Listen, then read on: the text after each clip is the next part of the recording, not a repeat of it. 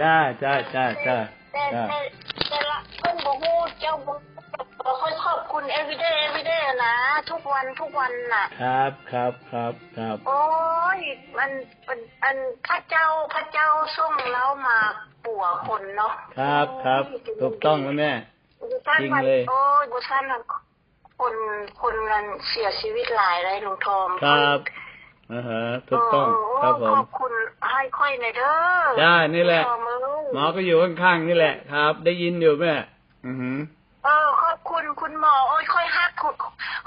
แก้มหอมหลายโอ้ยค่อยเว้าคนเดียวค่อยบ่มีไผเว้าค่อยเว้าผู้เดียวค่อยทุกวันน่ะจ้า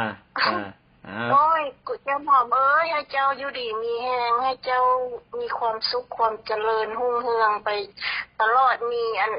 ให้ค่อยเบิ่งทีวีเจ้าตลอดเด้อแก้มหอมเอ้ยค่อยเว้าผู้เดียวค่อยละลุงทองโอ้ยดีแล้วแม่ดีแล้วแม่สุขสบายดีเจ้าขอบใจหลายๆด้วยแม่เด้อฮักแพงเด้อค่อยฮักเจ้าค่อยฮักเจ้าหลายที่สุดในโลกนี้เจ้าเฮ็ดยามาให้ค่อยกินค่อยผัวค่อยจะดีใครมาได้ค่อยยอดไซลินนะCBD เนาะทุกวันค่อยยอดทุกวันอยู่ค่อยดีมากยอดไปเลยเป็นสมาชิกเราตั้งแต่ปี2015อันค่อยไปหมอเราเพิ่นว่าเส้นประสาทคุณหมอไปเส้นประสาทอักเสบเส้นประสาทมันละหน้าค่อยเบี้ยวเจ้าตื่นนอนตื่นมาหน้าเบี้ยวเจ้าโอ้ยค่อยไปโทรไปหาลุงทองเพื่อทำอิฐนะลุงทองเราว่าบ่มียาให้กินว่าซั่นน่ะค่อยว่ามียายังไม่ค่อยกินแน่ปากค่อยเบี้ยวเพราะว่าซั่นน่ะลุงทองเราบ่ฮู้เด้แล้วก็ค่อยก็เข้าใจอยู่แล้วนี่ค่อยไปโทรไปหาอันน้องขวัญนะเจ้าน้องขวัญละบอกว่าให้ยอดไอลิ้นมาเนี่ยค่อยละยอดมาแล้วใครมาเลยค่ะยอดดนบ่เจ้าแม่ยอดมุ่งเป็นมัดกวดที่2อันนี้กวดที่2เลยดีขึ้นเลยเนาะแม่เนาะกวดที่2วันนี้เราค่อยออเดอร์อีกอันตอนนั้นคริสต์มาสนะเพิ่นว่าซื้อ2แถม1อ่ะนะค่อยจะซื้อมาแล้วเมื่อวานได้รับแล้วเด้จ้าค่อยยอดทุกวัน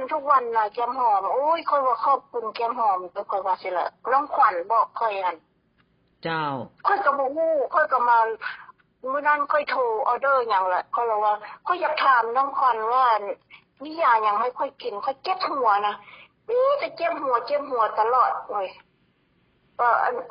น้องขวัญว่ามียายอดไตลิ้นนั่นเด้ล่ะว่ามายอดลองเบิ่งดูล่ะว่าเส้นประสาทเจ้าแม่ละเพิ่นเรามายอดมาไข่มาเลยนี่กวดที่2ยังบ่หมดดอกกวดที่2เมื่อวานนี้ค่อยออเดอร์3ซื้อ2แล้วแถม1อ่ะนะเจ้าจัดโปรนะแม่เนาะเมื่อวานนี้ก็เอา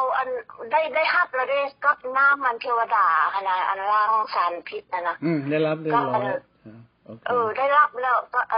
6กวดกัน300อ่ะนะก็ได้รับแล้วเมื่อวานนี้ได้สบู่3ก้อนเจ้าดีแล้วแม่ยดไปโลดยดเข้าไปนั่นน่ะแต่มันดีแล้วเนาะ2เดือนก็ดีเลยเนาะหัวค่อยคือว่าไข้แล้บ่เจ็บตะกี้ค่อยเจ็บไม่ได้แล้วน้อง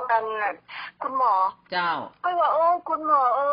ยค่อยอยากไปกราบเจ้าเด้ค่อยทำอยู่ไงเนี่ยค่อยสิไปกราบตีนเจ้าค่อยว่าค่อยเว้าคนเดียวค่อยบ่มีไผเว้านำค่อยเด้ค่อยก็เว้าคนเดียวนี่แหละโอ้ยเฮ็ดยามาให้ค่อยกินจังซี่โอ้ยค่อยว่าค่อยขอบคุณเจ้าส่งเจ้ามาให้ปัวคนโอ้ยเขาว่าขอบคุณเด้อคุณหมอเอ้ยคุณหมอเอ้ยค่อยฮักเจ้าเด้ค่อยเว้าทุกวันค่อยฮักเจ้าหลายในกกนี้ค่อยว่าสิแหละขอบใจหลายๆได้แม่ค่อยเว้าแล้วค่อยจะเจ้ากินต่อไปเด้อแม่สุกเด้อเจ้าเด้อค่อย thank you เจ้า everyday เจ้าบ่ฮู้ดอก